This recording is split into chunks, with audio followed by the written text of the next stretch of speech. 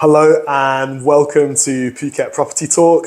We are joined by veteran real estate agent Stephen Morris. He was selling properties when I was dancing to Spice Girls in a school disco. So Stephen Morris has had a really successful real estate business in London on Harrow on the Hill, and he still continues to operate there, but also a 16-year veteran in the Phuket property market. And thank you very much for joining us. Happy to be here. So let's jump straight into it. What are the differences between buying a property in Phuket compared to buying a property in the UK? Oh, a huge difference. The UK market is essentially a very old market. Many of the procedures have been in place for decades, if not longer than that. The main difference is buying property in the UK. The concerns are, or the way the purchase is operated, are for the land and the building that's on the land. For example, in the UK, you would have properties surveyed, you'd be looking at electrical and plumbing installations. You would be equally concerned with the building as with the history of the land. In Thailand, the emphasis is more on the land, with the building and the house almost being secondary nature. For timescale, for buying a property in Thailand, in a case where there is no mortgage involved, there is no discovery, other than looking into whether the title is legitimate, the title has been upgraded correctly to the kind of title that you can purchase. One can go to the land department almost immediately and transfer the property. Within the UK, unless it's a cash purchase, the process from viewing a property to actually committing and exchanging contracts on that property can take between 2 and 3 months. The entire process to actually moving in could take up to 4 months. This is because solicitors, lawyers are required to make many inquiries, which here we don't have. The emphasis is purely that the land is on what we call a safe title. It has been correctly upgraded from a lower form of title and is quite safe for one to own and transfer in the future without any worry that that title is going to be questioned. So difference on time and emphasis really compared land to land and building. So buying a resale property versus buying a new build, what are the differences that you see when people are in the market? It really depends on why people are looking to buy. If they want to buy, let's say, for an investment, something they may use from time to time, new properties are very appealing in a market that they don't really understand. They have a product coming which would have a building guarantee, something that in many cases would have the facility they can give it back to the developer and they will rent that for them, and they will provide them in many cases a guaranteed return, which is preferable for many buyers that reside for the majority of their time abroad. They don't really want to be involved with the nitty-gritty of renting in and out. They'd far rather buy it, pass it to someone and have all that work done for them. Buying a resale property, if it's for that purpose, requires a lot more work. Requires them to provide maintenance, which otherwise they wouldn't have to do. So I think it depends on the purpose of buying. It depends if the buyer is resident in Thailand. It depends if the buyer is just the occasional visitor, maybe with a plan to move here at some point in the future. I think for people that actually reside here full-time or for the majority of their time, they quite like the fact that a resale property will be a more reasonable cost. When buying anything new, whether it will be a property or whether it will even be a car or a boat, if you buy new, you pay a premium for that.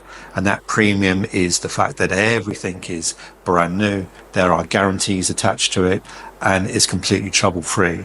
With buying resale, particularly I guess in Thailand, because we don't really look to the property, you are taking on board any maintenance issues that may crop up from time to time.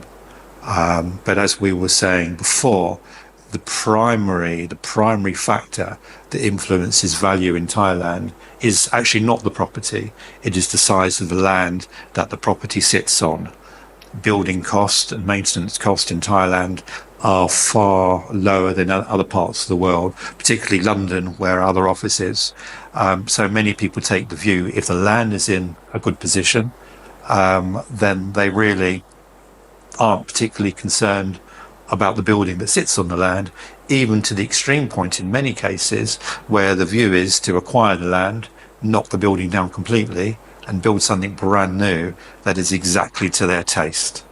I find that a lot of my buyers, it's taste related. I mean, rule number 1, 2, and 3 of real estate is location, location, location. However, when it comes down to the buyers that I see, it really comes down to taste. And I think Phuket in general, and the Asian property market in general, has seen an amazing evolution of getting better with design and building materials being more eco-friendly. However, I do see other developers, not backtracking, but, taking shortcuts. When it comes down to it, I mean, how do you recommend to your clients a new build versus a resale? Or does it come out in the discovery, the type of property that they want? It comes out in the discovery, really. It depends what they have. Everybody has in their mind's eye an ideal property. The advantage is with buying something that is resale is that you can then go in and change it to be exactly as you want it to be. And as I say, in the most extreme example, actually knocking that down and building something which is ideal. When buying something brand new, yes, you have all the guarantees and the warranties, and it is absolutely shiny and brand new, but you are working with what the developer has provided for you, which would normally be part of a development of other very, very similar, if not identical, houses. Yeah. I think it depends on really what your ideal property is in your mind. Yeah. Resale, you can make it as you wish. Buying brand new, you will take essentially what you're given. Yeah. I mean, when you're building a villa here, obviously you do get a hand in certain aspects of the design. When you're buying a condo here, brand new, you kind of just pick the layout that they offer you, and they offer you an amazing furniture package that is tailored to their rental market aspirations, I would say. However, when you're renovating over here, yes, you can do everything that you want to. However, there is a language barrier between you communicating what you want and what you're going to eventually get. I think there's enough companies over here that can give you what you want, and communication in Phuket rather than other parts of Thailand is far superior in English. What experience have you had with buyers buying and then renovating a property? Well, my normal view is the language barrier is a problem, but there are several builders and several development companies and several interior design companies that the main point person will be a non-Thai and will be there to project manage the case for you. I think I would recommend anyone who doesn't speak Thai against doing the project themselves. I think it makes far more sense for them to employ a company or a person that does speak English fluently and also speaks Thai fluently. Now, that person, of which we know many, may very well be a foreign person or may very well be a Thai person. But the importance is you communicate to them what you want, and they will then pass that on to the workforce. You have one point of contact to speak to. And I think that is incredibly important, and by doing that you will end up with exactly what you want. If you try and do it yourself, not through any fault of the builders, who, let's face it, are the native population. So it is really their right that they should be instructed in the local language. It really would fall down to I suppose, the house owner to really be sure that they're communicating effectively what they want to be done. Yeah. Where do you see yourself positioned in the market at the moment? Because you've got so much experience, and you've got your local office in Katu, which is the centre of Phuket. Correct. How do you see yourself in the market? What's your main focus? What kind of a customer do you attract? I mean, I think we have a Thai staff, and we have myself heading foreign staff. Really, it's more down to the buyers that would respond to our various ads and would come to see us. Personally, I would attract more the foreign buyers. In all ranges, but certainly the traditional foreign market is probably a minimum of 10 million baht, going up really to any figure at all. The Thai market, which my Thai staff normally would attract because their Thai is a lot better than mine, would be below that. Different buyers looking for different things. As I say, referring to what we were talking about before, the foreign buyers like shiny, sparkly things. They are as much concerned with the house or the apartment as they are with anything else.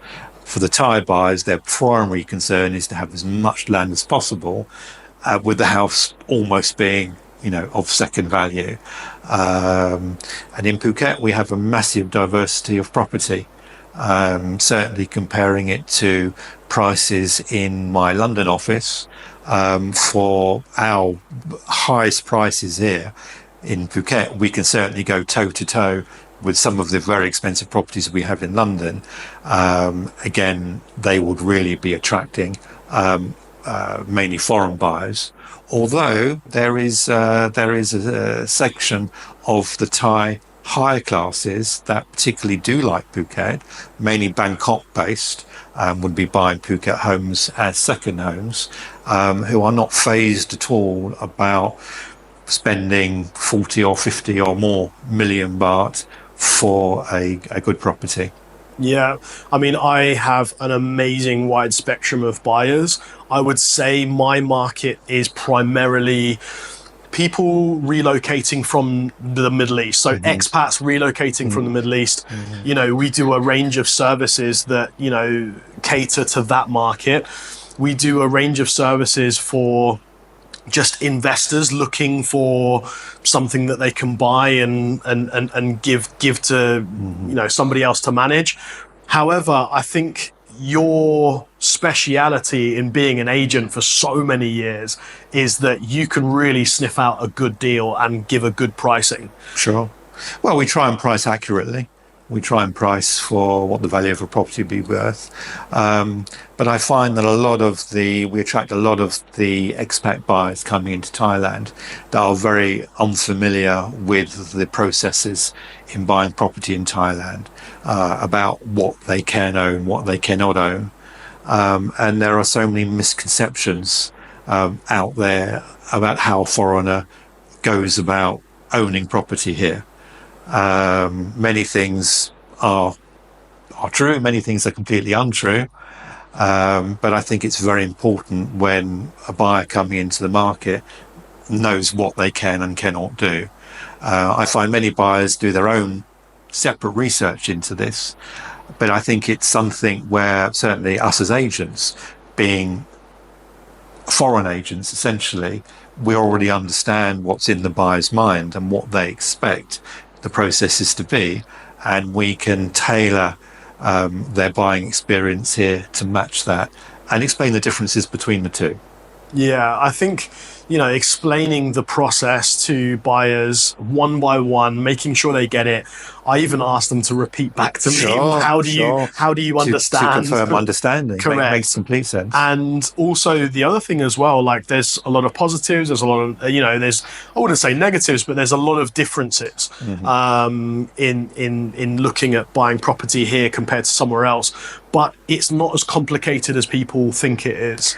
The ownership process is incredibly simple here. depending on which route you take. Yeah. And some, I mean, as we know, the only true form of direct ownership to have your name on the title is with what we call a foreign freehold condo. But that doesn't mean the various other routes are not equally satisfactory in terms of controlling your home, because in many occasions it's not so much about overall ownership. It's about control of the home you live in. Yeah. The fact that you can buy it, the fact that you can sell it, the fact that nobody can take it away from you, that is as important as having your name on the title. Correct. And I think it's important that people understand the differences, and they understand which aspects are safe, which they can do, which they cannot do. And I find that many of let's say the commentators out there advising foreigners about how they can and how they cannot own or control property, sometimes they do miss out some very important factors, which may very well affect them when they come to sell in the future. Yeah, I think, when I'm guiding my clients towards the ideal property for them, and I essentially it's their choice at the end, but I really believe that certain structures work for certain types of buyers. Other structures just wouldn't work. I think that there's a lot of misconception about purchasing. Let's say, for example, I want to buy a villa with a sea view. Well, actually, everything that you've told me points towards you actually buying a condo. And if you're okay with going this road, then this is what I can show you. I'll still show you what you want in your dreams and aspirations. However, maybe this would be better for you. Myself personally, I want space. I want land, and I've got a plethora of kids that need space. However, if you're a single person or just a couple, maintenance on a villa as it ages, it's a really large task, and it's not something to just go, oh, I want a villa. Sometimes you really need to think about maintenance and upkeep. And I get a lot of buyers that come to me for one thing and they end up buying something else. How do you see the buyers changing in terms of what it was 10 years ago versus now? I think the main changes, I mean, let's be honest, over the last few years, there have been a lot of changes in the world. There have been various groups that now find it far more attractive to live in Thailand than live in their own country. These are quite often people who have a decent amount of money to spend.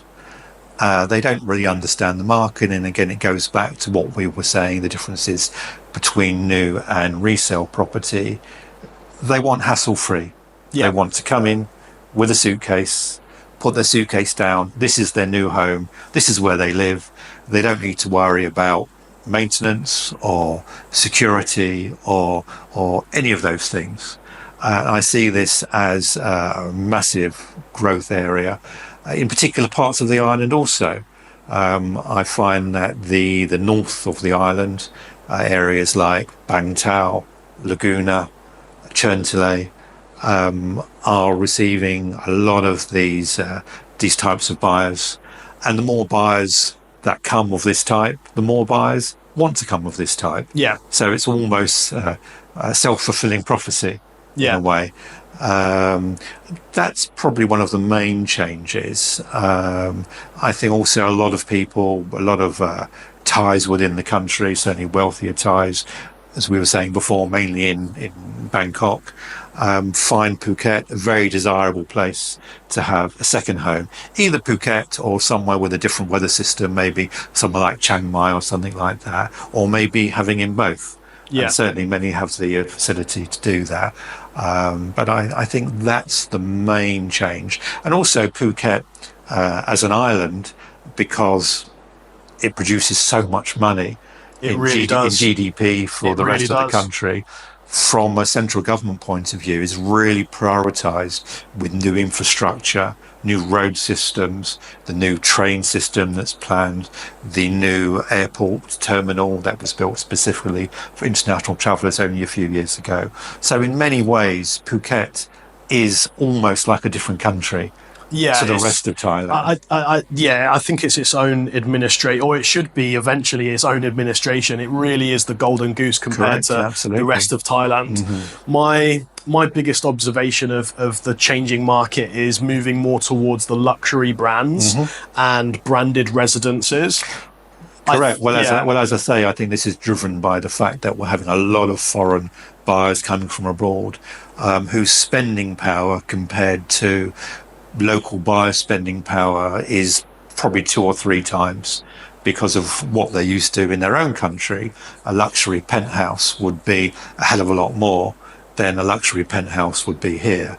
And because the market is there, that is pushing the value and the price of these things up. One thing that I see with luxury penthouses and these luxury properties, a lot of buyers need to understand that this is a cash market in Phuket for foreigners. So I believe buying off plan gives them that staggering or staged payment that they need to get the money into the country, or basically just the time to gather their assets and put it all together and make a purchase.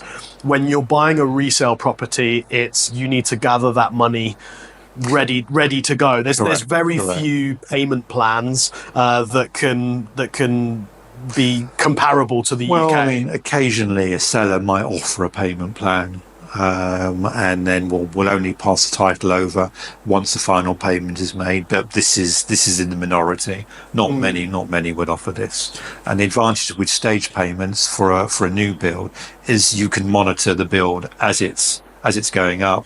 You pay at preset stages, so you can be really absolutely satisfied that what the final build is exactly what you want. Yeah. So talking about new builds and what's going up in stages, I think that there's about 3,000 to 4,000 new keys opening up in Bang Tao. Now, a lot of people are going, oh my God, that's insane. But what I see is that the whole place is upgrading. Those 3,000 to 4,000 new keys, those new units that are being built, they're all of the higher scale. They're all, nearly all, branded residences. And the fact that they're answering the market that Bang Tao is offering, that is offering a lifestyle of amazing food, varied restaurants. You've got gyms and wellness places opening up. You've got so much. Okay, the beach for me, I hardly go to the beach. Only watch a sunset occasionally with a nice beverage. But the reality is, Bang Tao is drawing that upper market, the upper epsilons of buyers, and I really see Bang Tao as an area that's growing so well. However, the government does have to catch up with better roads, and they're almost there. There's so many new roads planned at the moment, and it's just okay. When are they going to break ground? Well, I think the first thing to consider is, we say, these thousands of units that are being built in Bang Tao, and it gives the impression that the area is being completely overdeveloped, is turning into a concrete jungle. Not at all. But the reality is, historically, is that the south of the island has been the most densely populated part of Phuket, and the northern parts of the island, in the northeast, certainly even still today, really has seen very little mass development, and these locations really don't have a great deal in terms of property. So these properties that are being constructed are really just filling natural gaps. I think so too. And because of the kind of buyers we're having coming here, they find this particularly desirable. It's not only the construction of the properties, a lot of shops, restaurants, other facilities, shopping malls is all being built up. And even with all of these shops, even with all of these properties being constructed, the density of property in the northwest of the island is still far less than the south part of the island. Oh, completely. So it's just a natural kind of evolution of property. And I think that going forward, the northwest particularly parts of Phuket will be the most desirable parts of Phuket, and really, if anything, are certainly well on their way in that direction at the moment. Could you imagine when you first come here to now that Phuket would evolve this well? Yeah, absolutely not, because in the northwest of the island there was nothing. Yeah, I remember. It was just fields. It was open land. There was nothing there at all. There are many advantages to the northwest. The airport, particularly proximity to the mainland. To drive from the very south of the island to get to the bridge to go to Phang Nga right now is an hour's drive. To drive from northwest, Laguna, Bang Tao, Cherntalay, you'll be at the bridge in 20 minutes, if as long as that. Yeah. So I see it as a part of the island that well deservedly is receiving a lot of interest. I think it's number one for my market, at least.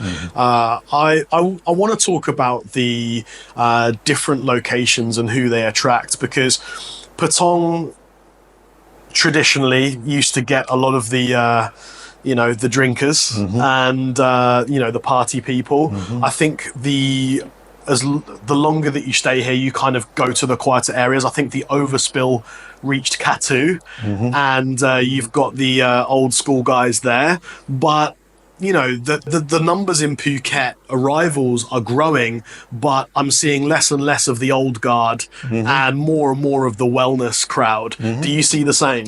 Oh, I'd agree with that completely. I think Patong is party town. In Patong, you could be anywhere. You could be in Ayia Napa, you could be in Ibiza, you could be anywhere. It shares very little with the rest of Phuket and Thailand as a culture. I think there's also a movement in Patong to turn it more from a party town, more into a shopping town. I can see that. We've seen Jung Silon reopen, being refurbished, some lovely new shops in there, some quite high-end shops also. We've seen the central department store open, and I see the demographic of Patong. It's still a desirable location from an investment point of view. I think it still makes a very good investment if you can appeal to the tourist, but certainly the type of tourist is changing. 100%. I see a much more, within the catchment area of Phuket. I mean, you've got 5-hour, 6-hour flight radius, and you're hitting half the world's population. And I see these emerging markets starting to come to Phuket now. Oh, sure. I mean, we're seeing, from Phuket International Airport, we can reach certainly all of Southeast Asia, all of South Asia, much of Europe on direct flights. Yeah. We don't have anything scheduled direct with the UK at the moment, but I'm seeing a lot of these new growth areas, particularly India, for example. Yeah. There are now direct flights straight into Mumbai, a couple a day. And this, for the Indian tourists, this is a great environment because the weather is very similar to what they're used to, if not slightly better. And we're seeing a lot of rising Indian tourists, certainly in places like Patong and also the rest of the island. But as an international hub, the international airport makes Phuket very accessible to the rest of the world. Yeah. So my observation from Middle Eastern tourists and Indian tourists is that they want multiple room properties. Now, they want multiple room properties when they're renting. There's a massive opportunity in the market to get multiple room properties and give them to a rental agency, or obviously, manage multiple properties yourself here. But I think there's an amazing opportunity where you're looking at buying something that's a good investment. I think, 3-4 bedrooms is far superior than a 1-bedroom rental at the moment. Do you see the same? Particularly for the Middle Eastern Indian buyers, they would tend to come over as families. Yeah. Occasionally they would come over with staff and families. Yeah. So a 1-bedroom condo or 2-bedroom condo just isn't going to cut it. And also they are looking for something which offers similar accommodation to their own accommodation at home, which means nice big rooms, a lot of rooms, several bathrooms, and in an area that's accessible to local shops, restaurants, with the beach not being a million miles away. Although I'm not entirely sure if they would use the beach probably as frequently as we do. No. As we know, expats rarely go to the beach. We know it's there, but we don't visit very often. So particularly, in my opinion, areas like Bangtao, Laguna, Cherntale are attracting couples and families, whereas the further south of the island you go, again to Patong, maybe down to Rawai, you're looking at you're looking at a very different kind of budget, lower budget, and you're looking at a very different kind of traveller. So, as I say, it depends from a buying point of view, what really you're ideally looking for, because ultimately also a lot of buyers, they may have in their mind that these properties are rental properties, but they may very well visit themselves. They may very well settle themselves. So this has got to be considered as somewhere where they maybe even want to live themselves in the future. I think for purchasing a property, obviously buy where you believe in, and it's your money, it's your choice. However, I do try and educate people in the different areas of Phuket, because there is a massive disparity in areas. Enormous. I mean, quite often I get inquiries, where would you recommend in Patong? Oh, sorry, in Phuket. Where would you like to live in Phuket? The problem with Phuket is every town is different to every other town. Yeah. In some cases, the differences are enormous. What I normally say to people, I ask them questions, find out really what they like, what their tastes are. I'll give them a short list. What I normally say to them is book yourself in a hotel for a week or 10 days, hire yourself a car or have a driver, and have a look around yourself. Yeah. See which areas you like, maybe change accommodations a couple of times. But somewhere, for example, a condo in Bangtao is going to be vastly different for a condo in Patong or Garon or Qatar or Rawai, and you will know instantly if it's right for you or wrong for you. A lot of people, when they're searching for properties, they're searching online, because we buy a lot of things online now, and in life, okay, that's my size, I'll buy this. But with property, a lot of people, they're searching for their budget. They tend to go to these big superpower of websites. I mean, you've got the big giants, and they spend like $1 million baht a day on SEO. The reality is most of my buyers come from recommendation. I had quite a large agency before. We gathered quite a large database, which I'm really lucky to have. I haven't had to do digital marketing as much as other agents, for example. But one thing I will say is, when people are first looking for property, they tend to go to these superpower of websites, and it doesn't give you a real understanding of the area. Yeah, I think the internet and social media and these super websites have probably created as many problems and confusion as providing anything beneficial. For someone who doesn't know the Phuket market, or any market, actually it doesn't matter where it is, if you have your price range in mind, you have your type of property in mind, if I were to put that into purely a Phuket website, I imagine I would have 100 or 200 returns. This is just a photograph with a price, maybe a couple of lines. Not really enough for me to make a decision on. For me to make a decision on whether to look at it, I would have to click on those details and go through it. But here is the problem. If I come here for a buying trip of, say, 10 days, 14 days, realistically speaking, if there are 200 or 300 properties that match my criteria, where do I start and where do I stop? This is the problem. And this is why this reflects back to when I very first started an agency. We didn't have an internet. We had a weekly newspaper advert that would come out on a Thursday. I would have a box in front of me with index cards in, with maybe 30 or 40 buyers. They would call me, we would have a conversation, we would get to know each other. They would tell me the kind of property they would have in mind, and I would have that in my mind. So when something came along that matched them, I would call them and say, have a look at this. I think you'll like it. It's everything you want. But unfortunately, there is just too much information in the world today. And the whole emphasis has changed. Whereas as agents, we all have our list of buyers that we like to deal with, we like to keep up to date with. But the vast majority of our marketing appeals to thousands of people. Yeah. If I were to put a property on our website, on social media, I would say it's not unusual for me to have 50 or 60 or 80,000 hits on that property. Easily. But whether these hits is someone waiting for a bus, someone watching television a bit bored, someone doing whatever, or a serious buyer, it's impossible to tell. And I would say the effectiveness, the ratio of hits to actual serious buyers is probably less than 1%. If that. Yeah, I say if that. I mean, there's so many people that are genuinely interested in the idea of buying a property in Asia or Phuket, and they're basically doing their discovery. I think there's not enough information like this, what we're doing now, on the internet for people to really understand what you can and can't do.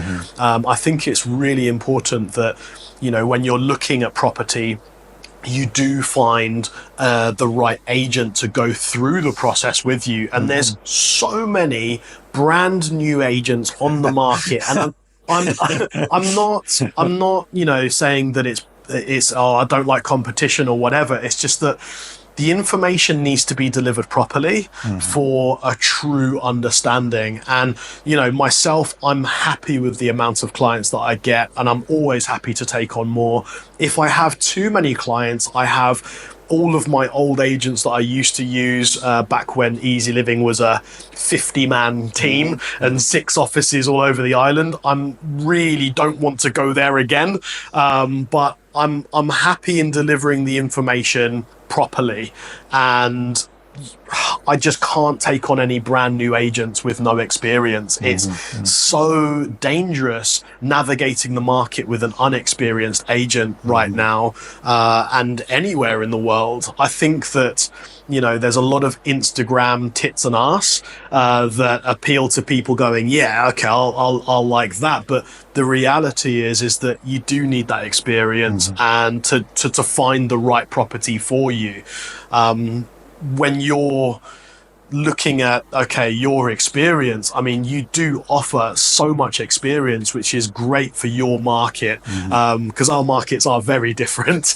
But I think it's important to agents to advertise themselves as well right now. And I'm really thankful that you've come and had a talk. No problem at all. I think it's incredibly important for buyers that do not know the market. And to be frank with you, even if they own other properties in the country, I think it's incredibly important that they make direct personal contact with an agent who they can trust, who they can talk to, who can walk them through the buying process here, because there are so many pitfalls. But like everything, done correctly, you can have a trouble-free purchase. You can enjoy your home absolutely without any worry whatsoever.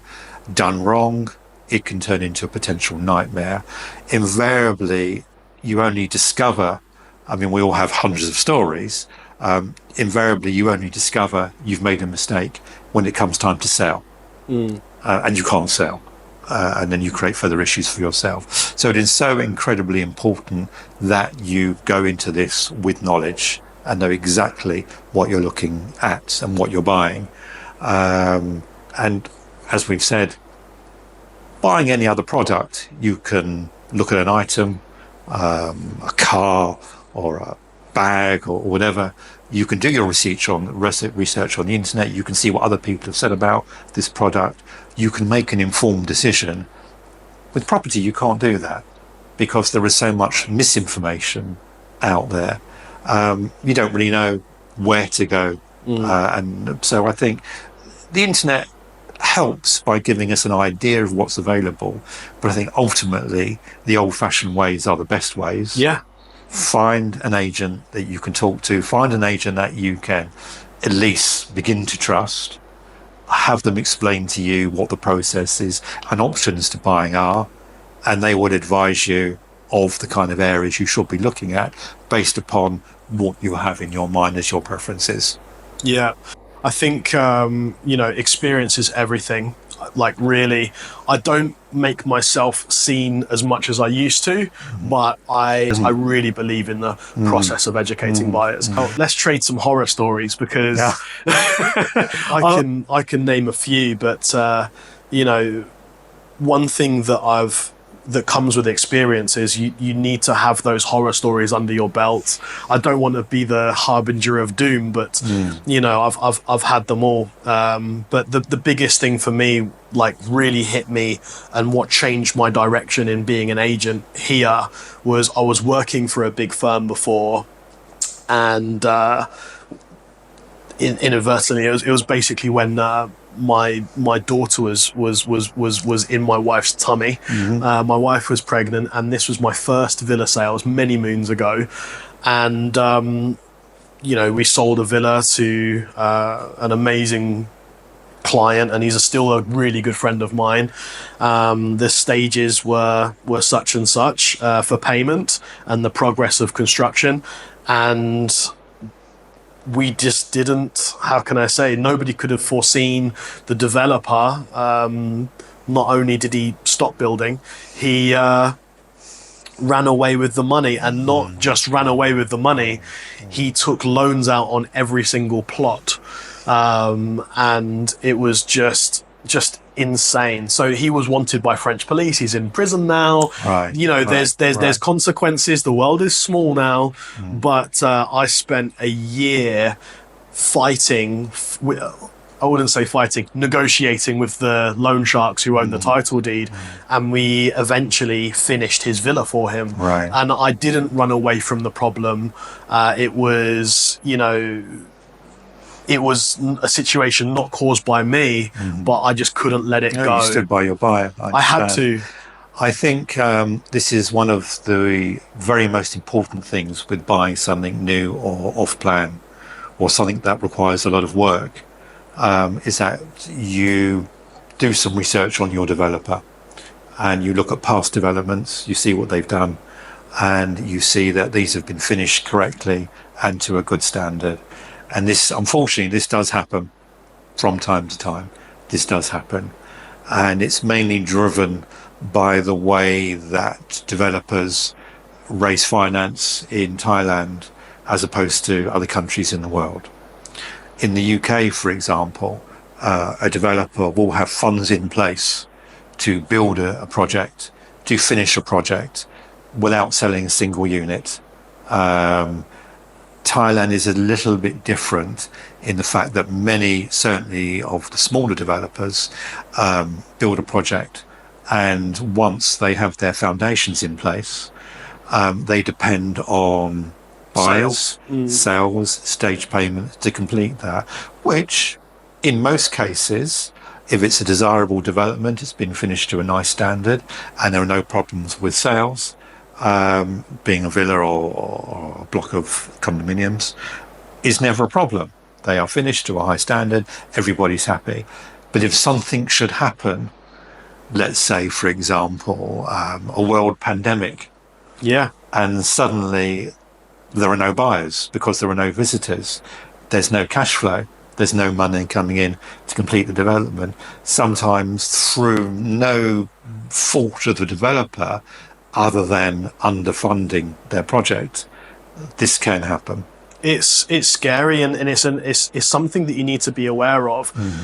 You can negate that risk a little bit by going with trusted developers and a good profile. However, understand there is that risk. But in my years of, and I mean, I've been here for 13, coming up 14 years now, selling accommodations to people and helping investors navigate the market. I've only got I'd say five, maybe four horror stories that I've. Oh, It happens, but I would say most of the horror stories are, and sorry to bounce this to the buyers, but are more of a result of the buyers not understanding the market they're buying into and believing that many of the safeguards they have at home in terms of advertising standards, in terms of what they're told, yeah. really we just don't have here. So I think that, let's say, for example, I think I've had my hand in, around about 1,000 property sales so far, easily in Phuket. And to have only a handful of horror stories. This is a rarity. This does not happen very often. And if the buyers bought correctly and using people that knew what they were talking about and knew what they were buying, had separate legal advice, then these problems would never occur. I mean, if anything, the only problems I've had is where someone has bought without any legal representation whatsoever. And this amazes me to the point that we only discover this when I come in to look at the resale and we look for a buyer to sell it on. And I would ask a question. Many of these problems are starkly obvious to me. And I would say, did your lawyer not spot this? Oh, we didn't use a lawyer. Calculating your purchase here, you do need to set aside money for legal fees. A lot of the cookie cutter properties, and there are a lot of them, the lawyers have seen these contracts hundreds of times. But, it's always nice for a lawyer to go through it and just give you that peace of mind. The biggest issue that I have with some lawyers here, and I might alienate myself a little bit, however, some of them do come with an inhalation fee. And I say inhalation fee, it's okay. Say, for example, you order a plumber to fix a leaky pipe in your house, and they come and they go, there is no one more willing to pay more money to find or fix a problem than somebody who's about to buy a property. I have used so many lawyers in the island. I have my recommended few that I just love. I think Kun Supulwan Tukwun, IBC, she's so professional. She's also, once upon a time, she had a Australian partner, not a law partner, a husband, and she was living in Australia, and she's not only a Thai lawyer, she actually did her solicitor's equivalent in Australia as well. So her English is perfect. She's a Thai lawyer and an Australian solicitor as well. Really, really good Thai lawyer. Sometimes not always available for everybody, every purchase, but she's got a great team. So they are really busy. Another favourite of mine is Horluck. Horiluk, they're very good, very easy to communicate. Who's your favourite lawyers that you've been dealing with? These also International Law Office in Phuket Town. ILO, Sam, headed by Sam Former, speaks Thai to a fluent level, English, German. Kun Anongnat at Lawyers Advocate in Patong. Yes. Speaks as a Thai, speaks French, Thai, English. I'd like to actually make a point about the lawyers. I come across many buyers who do their shopping for lawyers based upon the lawyer's fee. And I've never understood this. If I were to, let's say I needed some surgery, would I find my surgeon based upon the cheapest surgeon that was out there? No, I want to come out of the operation alive and healthy. If I'm going to be spending a sizable sum of money on a property purchase, I would want the best to check that out for me and make sure that they are happy. And I come across this a lot. Even for an expensive lawyer, if I compare that with the price of an equivalent lawyer in any other country in Europe, the price of the Thai lawyer is a fraction of what that would be. So I think if the one recommendation that I can make on the legal side, regardless of who anybody chooses to use, is shop on the basis of the lawyer and the work that they can do and the experience and the qualification. Yeah. Number one, the most important, I think, point, if you're not familiar with the market, is based upon recommendation. Yes. Someone who has already used them, who already knows they are good and they know what they're talking about. And when you come to sell, you won't be sitting in front of somebody like me that looks at your title and says, there's a problem with that. That's going to be an issue. It's crazy how easy it is to spot a problem as well. Absolutely. I mean, some of them are not always immediately opposite. I mean, for example, without getting too much into the legal setup of land, all property in Thailand at one point was farmland. Over the generations, the land has been given to families, and the type of title the land is on has been upgraded to several times in many cases. Some of the land can be upgraded, some of the land cannot be upgraded. The highest form of land title is what we commonly call Chanot. a Chanot, or the Thai official designation is a Nosor Sijor. It is important when buying to make sure that that title was upgraded correctly through all of its incarnations. Yes. Only a lawyer can do that for you. So let's say if it turns out at some later point that the title was upgraded 20 years ago and the upgrade was not done correctly, that will affect all future generations of that title. And that is, in my opinion, that is the main and most serious point to look at when purchasing land or land with a house on. Something that you are protected against somewhat with let's say a condominium block is the fact that originally they were all on the same title, which would have been investigated and has since been broken up into the individual units. If you've got a condominium being built, they have to divide the title deed. It's the safest purchase. It's the safest purchase. Absolutely. Paul, let's talk about condo living. Sure. Because you have all of the facilities inside these buildings now. They're not just an apartment block. They have gyms, they have restaurants, they have, some of them have spas and wellness resorts. Well, it's a lifestyle as much as just accommodation. Yeah. And that's what you're buying into. One thing that I would say to people when they're looking at buying a condominium is look at obviously the location and how are you going to get around. The car park situation in a lot of condominiums in Phuket in general is it's a thing that you need to consider.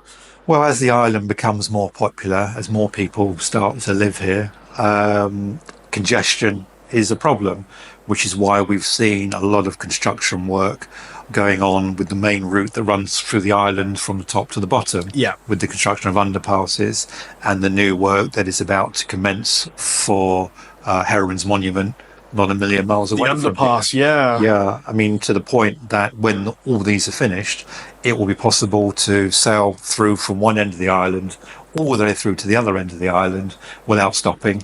Just purely underpasses all the way. The planning regulations in Thailand don't really speak to car parking spaces. No. In many other countries, the UK being one of them, when you submit your request for planning permission, you are required to provide a certain amount of car parking spaces as opposed to bike parking spaces. To get permission to build your development. In Thailand, we don't have that. We do. So actually, so for a condominium, it used to be 30% capacity. Right. Now it's 50% capacity. And a lot of the luxury builds, they're going one to one now. So one thing that I noticed is there's a lot more cars on the road now. I think everybody's noticed that. But that's basically been the evolution of more people with more money coming here, and also more Thai people being able to afford a car or a second car. So one thing that you must have noticed is, like, in the last 14 years that I've been here, is not many Thai people had a car or a second car, whereas now today nearly every Thai family I know has a car. Has at least one car. Yeah. So I think that, the law is the law for building new condominiums is there. However, it's ignored by some developers. Interesting, because of many of the developments I see, certainly in Katu. We can't name the name, but we can't name the names. If you are unable to get your car in a car parking space by the afternoon, wait till the evening when people come back from work. Yeah. There's not a chance Yeah. you'll get your car in. And it's those certain properties that we know, and that's why you need an agent. We can't name the name, sorry, but no, we can't. And I think this is why, yes, cars are popular, but bikes are also incredibly popular, because it's very easy to navigate the traffic, congestion, and park them anywhere. I'm on two wheels most days. So, since the big sneeze, we used to have a couple of cars in the house, and I sold them all. We've got one car now, and mostly I'm on two wheels going to meetings and whatever. And for viewings and stuff, I'd normally get a driver, because I can, have a chat with clients, or the client would rent their own car, and mobile. I want them to go out and venture on their own, and they don't need me for the whole duration of their stay. But I'm on two wheels, and I get to manage about, let's say, 2 to 3 meetings a day, no problem. Even with, when it's busy, I can still get to one end of the island to the other within 40 something minutes. Yeah, I can agree with that. I think it's a very efficient way to get around. But unfortunately, you are held hostage essentially by the weather. Yes.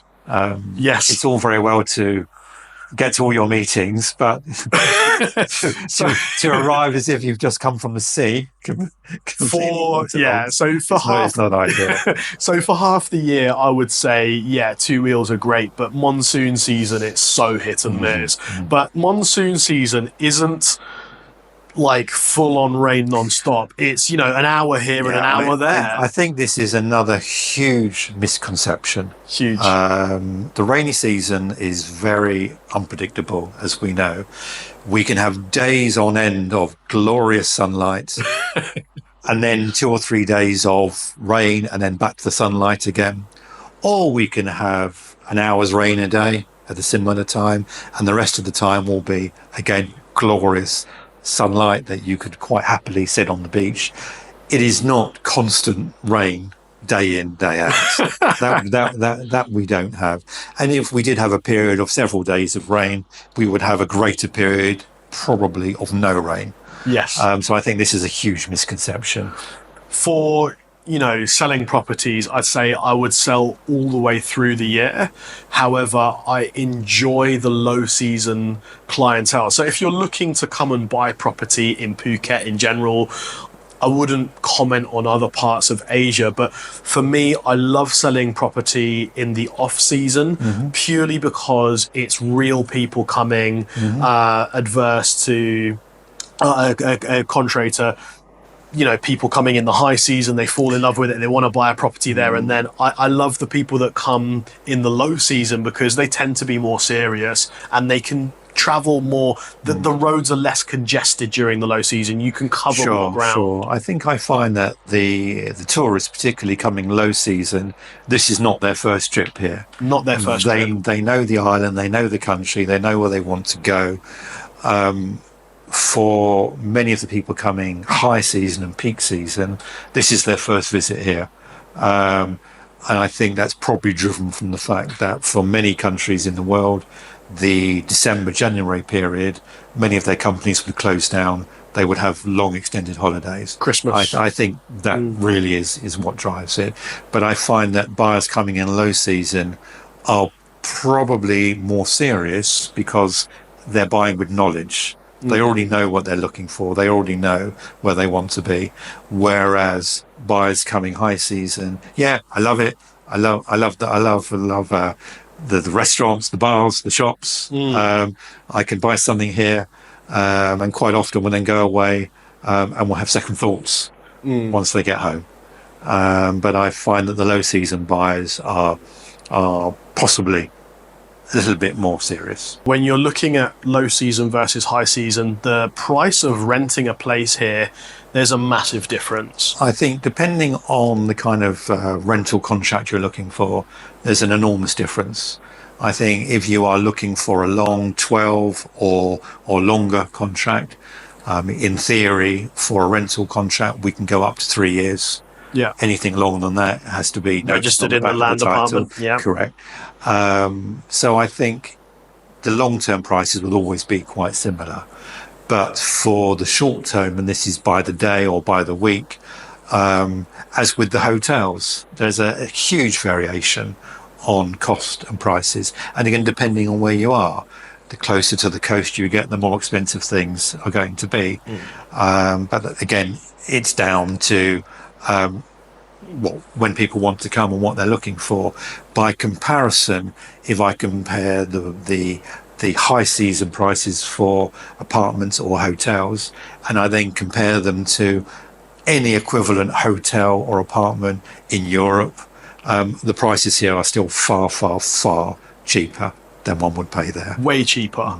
It's much more expensive than it used to be. Yes. But it's still cheaper than Europe, for example. Well, in terms of the rest of the country, Phuket is quite highly priced compared to the rest of the Thailand. I think But there are reasons for that. Yeah, there are reasons. I think Phuket is on the higher price scale compared to the rest of Thailand because it offers way more. Well, size-wise, we are the size of a small country. We have the infrastructure of a small country. We have all the shops and shopping malls and facilities that just aren't available anywhere else in the country, maybe with the exception of big cities like Bangkok or possibly Chiang Mai. But for the international buyer and for the international traveller, we can offer them all of the benefits that they would be used to at home, plus the Thai Paradise Island luxury experience. The Thai smile. So it's a nice combination between the two. When you're looking at buying property in Phuket compared to other parts of Asia, if you're looking at, the tick list. So let's say tick list, hospitals, big tick. Absolutely. Schools, if you're coming long term and you have a family, big tick. You've got an amazing plethora of choices. And on top of that, infrastructure, huge big tick compared to Bali. Oh my God. Have you tried to navigate the roads in Bali? Just going from there to there, it's going to take you an hour. Very different. It's insane. Don't get me wrong. A lot of the old school expats are grumbling that there are more cars on the road, but it's not what it used to be. It's evolving into something incredible and it's attracting amazing wealth. There are more cars on the road, but this is precisely why we are improving the roads, why we're building new roads, why we're building underpasses, why we have plans in place to even build a train running from Phuket Airport down to the south of the island. These things are all in place. So these things are all being addressed. But as I said, there is a reason why Phuket is an expensive place, or more expensive than the rest of the country. Having said that, still no more expensive than any equivalent island resorts in the rest of the world. Nowhere near. I think Phuket is an amazing price point for what it offers. One thing that I hear a lot of expats, the old guard. One thing I hear a lot of the old guard saying is, "Oh, Phuket's losing its charm." It's not at all. There are so many beautiful places in Phuket that you can go to that you won't see any foreigners, for example. You just, okay, here I am kind of thing. Well, and again, this is the importance of having local contacts here that actually live here, be they Thai or be they foreign, that they can point you in the right direction. Yeah. Most normal tourists, they would know only the coastal resorts. They wouldn't know Phuket town, which is a lovely town. has many historical features. I love Phuket town. Going back to when there were the missionaries coming in from Portugal in terms of the styles of the And you can properties, see it in the architecture. almost European in style. Yeah. A lot of lovely little niche restaurants, a lot of lovely places to go, but it is a little bit complicated, and if you don't know where you're going, it's a little bit hard to know where to go. But again, the importance of local knowledge and local advice. I mean, going out, you enjoy going to Phuket town as much as I do, but in the evening time, not many tourists go to Phuket town for a night out. No. Well, you go a lot, right? Yeah, they just don't know where to go. Yeah. I mean, this is Old Town Phuket. This is what Phuket originally was. Yeah. A small, almost village island, as it were. It depends what your tastes are, and I think the issue is with a lot of the coastal towns, they are very similar to a lot of European holiday resorts, which is great for the European tourists that want that kind of thing.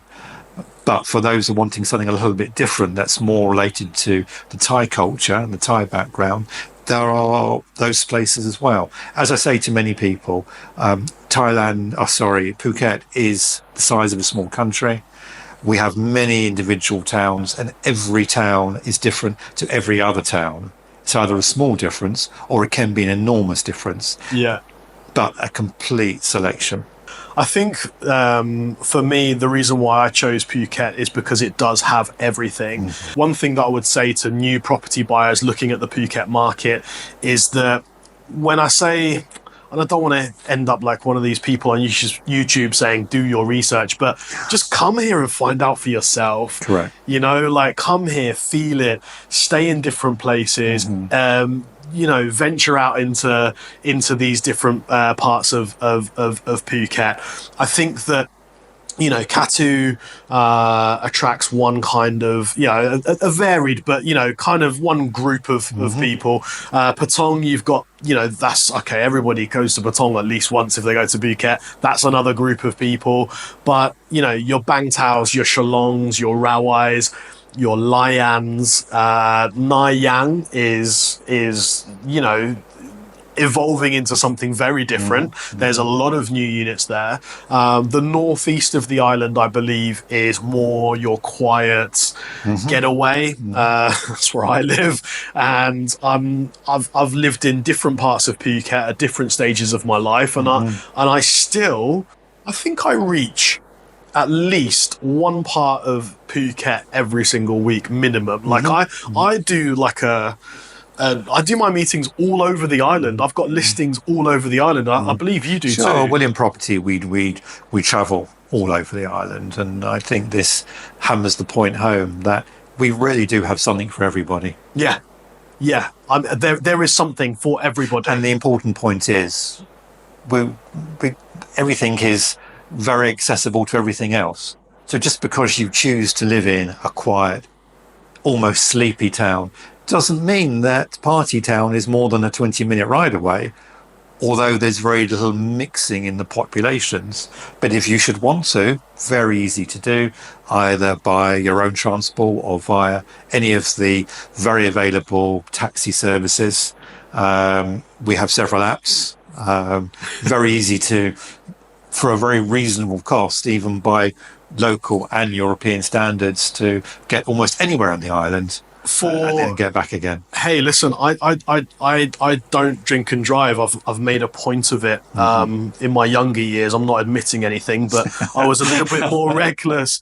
However, you know, I don't think UK jurisdiction extends this far. No. So, you know, the reality is you can get from one end of the island to another for 500 baht if you do use an app.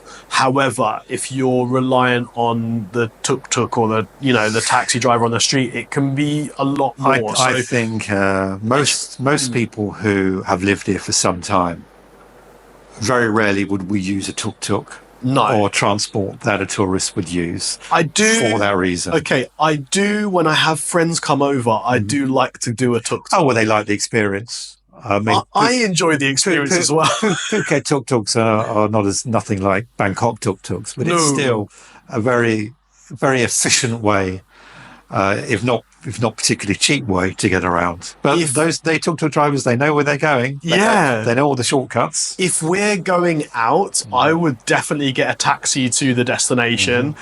And if I'm liberated enough and I've got the right company with me, I'll get a tuk-tuk blaring sounds out on the journey home.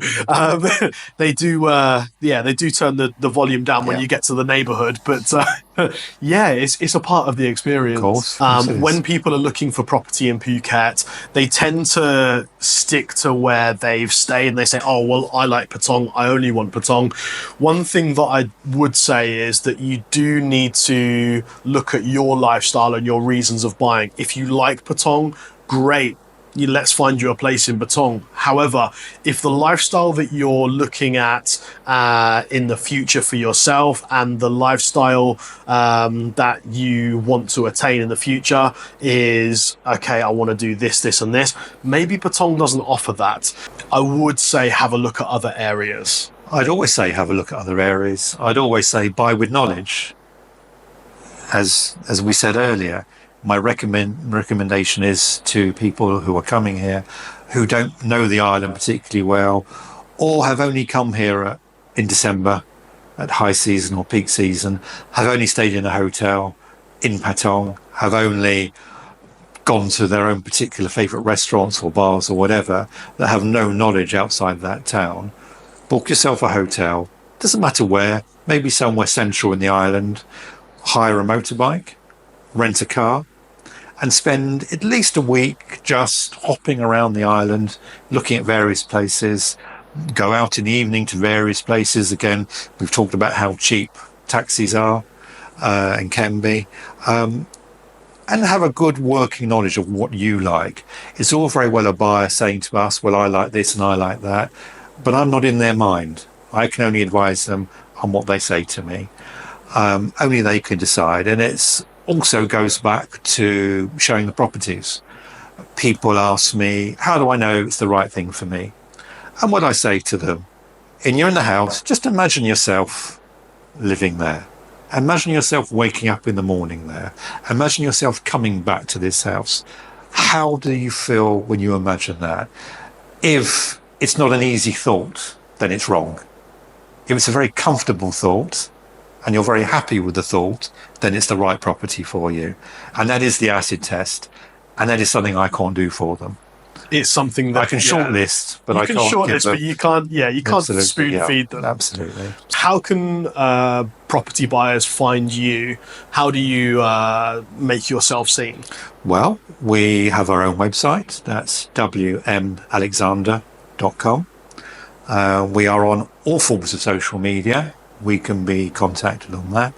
Any internet search of Woodrow Morris and Alexander will bring us up, or even my name, Stephen Morris.